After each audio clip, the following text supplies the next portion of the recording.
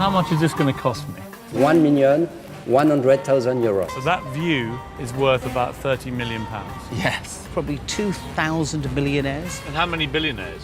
50. But does wealth equal happiness? Everybody believes in money like a kind of a religion. It starts with $1 billion in missing art. Add super yachts worth more than $100 million and villas renting for $100,000 a night. This isn't a dream. It's Monaco, the invisible kingdom where money doesn't just talk, it whispers in code. This is a world so exclusive, the average millionaire can't get in. Where the gates are locked, the phones are sealed, and every guest has more power than most nations. Welcome to Monaco, the most secretive square mile on earth.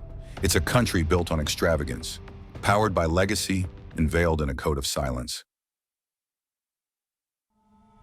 The rise of a micro-kingdom.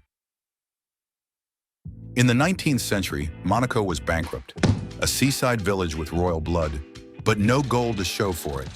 Then came a bold idea, a casino for Europe's elite. By 1863, the Monte Carlo Casino opened its gilded doors and began printing money and roulette chips. It worked. The wealthy flooded in. The taxes vanished. Monaco reinvented itself as a haven for the rich. No income tax, no inheritance tax, no nosy government peering into your bank account. The entire economic model shifted to cater exclusively to the ultra-wealthy. As tourism surged, the government reinvested in elite experiences, building luxury hotels, opera houses, and private clubs that looked more like palaces. The streets were repaved not for cars, but for supercars. Security wasn't just for safety, it was for preserving privacy. By the early 20th century, Monaco had transformed itself into the ultimate playground for those who could afford to disappear. By 1956, a fairy tale became reality when Grace Kelly married Prince Rainier III. Monaco became a living movie set, a stage where billionaires could live out their fantasies, far from public view. That wedding wasn't just a cultural moment, it was a branding revolution that sealed Monaco's identity as the glamorous capital of elite secrecy. The untouchables. Who really runs Monaco? Forget politicians. In Monaco, the true power players are billionaires, each with a story as massive as their fortune. Shanu Hinduja, banking empress with nearly $20 billion and a network spanning continents. James Ratcliffe, the quiet industrialist worth $16 billion, owner of football teams and chemical empires. Stefano Pessina, a pharmacy giant who turned prescription pills into a $12 billion legacy. Isle Ofer, a shipping lord with nearly $10 billion and fleets that circle the globe. Dmitry Rybolovlev, the scandal-shadowed billionaire who bought Monaco's football club and an art collection worth billions. The Rubin brothers, real estate titans whose reach extends from London to New York and deep into Monaco's foundations. These aren't residents. They are architects of an empire you'll never fully see. Their presence is felt more than seen. Their decisions ripple across industries, and their influence touches every corner of Monaco's economy, culture, and law. The billionaire parties you'll never be invited to.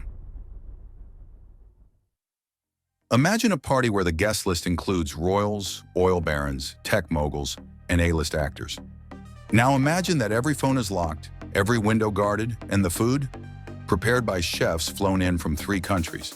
These events don't just display wealth, they orchestrate it. This is the norm at Monaco's elite gatherings.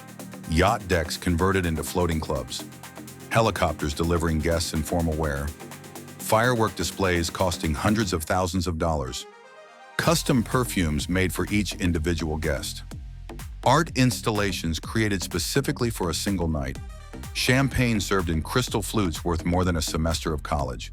Villa Leopolda is legendary. The site of a 1988 bash so opulent, guests still whisper about it.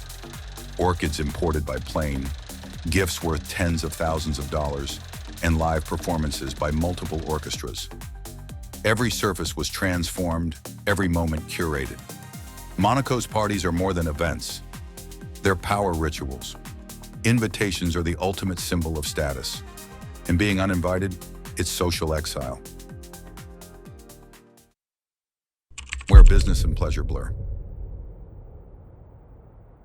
In Monaco, the party is the boardroom. Some of the world's most lucrative deals, from art to oil, start with a glass of vintage champagne and a conversation on a yacht. Discretion is baked into the culture. Nothing is signed on paper. Everything is cemented through trust, legacy, and presence. There are no contracts at these events, just nods, toasts, and quiet handshakes. Trust is built on legacy, and loyalty is sealed with silence. It's less about networking and more about alignment. You don't just pitch in Monaco, you either belong or you don't. When the silence cracks. Even Monaco isn't immune to scandal. When Dmitry Rybolovlev accused art dealer Yves Bouvier of overcharging him by $1 billion, the illusion started to crack. The details were sordid: inflated art prices, backroom deals, secret payments. Texts were leaked, judges resigned. Suddenly, Monaco's famed justice system didn't look so neutral. It looked bought. Whispers of influence began to sound like accusations. The world paid attention. Monaco's perfect exterior began to show its seams. And the royals, even Prince Albert II, faced lawsuits from women claiming he fathered their children. In Monaco, when secrets surfaced, the shockwaves rippled globally. News anchors scrambled. Tabloids exploded. But within Monaco's borders, the curtain quietly closed. The oligarch era ends. Russian billionaires once saw Monaco as a safe haven. But after sanctions hit, the party stopped. Assets were frozen, yachts were seized. The old Monaco, the untouchable Monaco, suddenly bent under global pressure. What was once seen as an impenetrable fortress began responding to geopolitical realities. The message was clear. Monaco could no longer be a shelter without accountability. A new line had been drawn, and some of the world's most powerful people were caught on the wrong side of it. The real cost of entrance. Think you can buy your way into Monaco's inner circle? Think again. One night in a penthouse, $100,000. Super yacht during the Grand Prix, $1 million. Private concert, up to $5 million. Security detail and staff, hundreds of thousands. Just the gift bag? $10,000 and up. Invitation-only access to members-only clubs, priceless. Literally not for sale. In Monaco, luxury isn't the point. It's the baseline. What you're really paying for is privacy, power, and proximity to people who move nations. It's a passport into an invisible society, one guarded by wealth, tradition, and silence. Monaco's final secret. Monaco is more than glamour. It's a fortress built on silence, a place where money buys more than things. It buys escape, from rules, from headlines, from the world, and sometimes from the truth. But that's what makes Monaco irresistible. It's not just a destination, it's a legend. And for those lucky enough to be inside its golden gates, the reward isn't just wealth, it's the ability to live beyond limits.